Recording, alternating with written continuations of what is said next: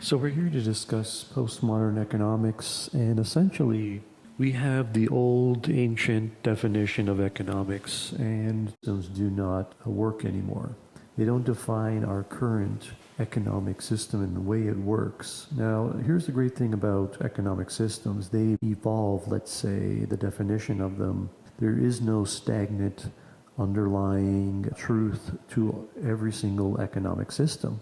So what that means is the definition that I'm going to be providing you unapplicable to, let's say, an economic system about, let's say, 30 years from now.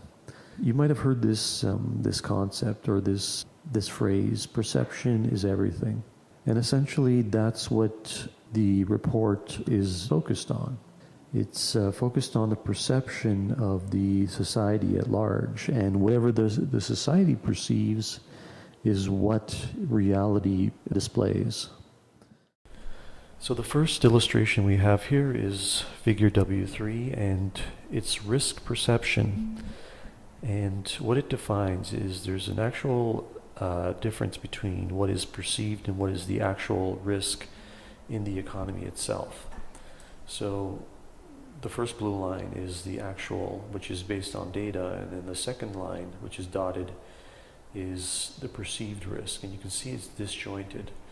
There is a gap between what the actual data shows and what people perceive as risk.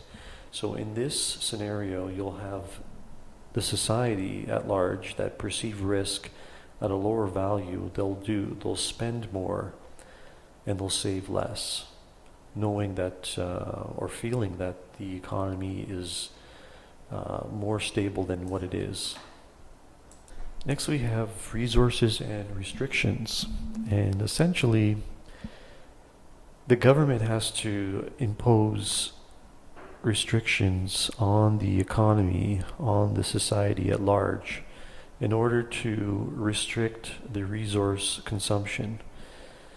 But you have to take in consideration stagnation in the economy and progress, or production and development.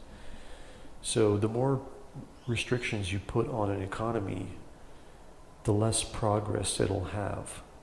It'll become stagnant. But if you put less restrictions, more resources will be utilized. And in this example, progress will and production will exceed, but at the use of and the abuse of more resources. Next we have economic system reform, and essentially what it defines is the cycle between resource consumption and policy restrictions. And you can see that they follow cycles. So what happens is eventually when restrictions increase to compensate for overextended resource consumption, what ends up happening is the resource consumption hits a low, and development takes place, and stagnation in the economy takes place. So what happens is either the policies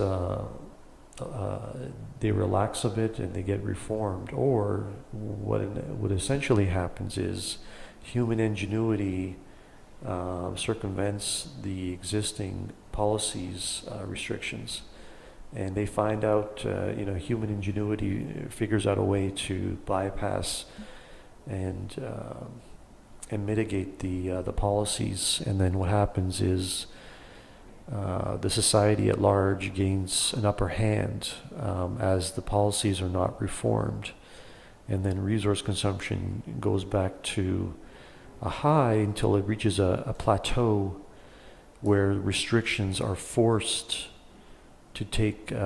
forced in effect, and usually they overcompensate, and then you get this cycle that's going back up again where the policies are a little bit too restrictive, but they're compensating for the resource consumption abuse that's been happening.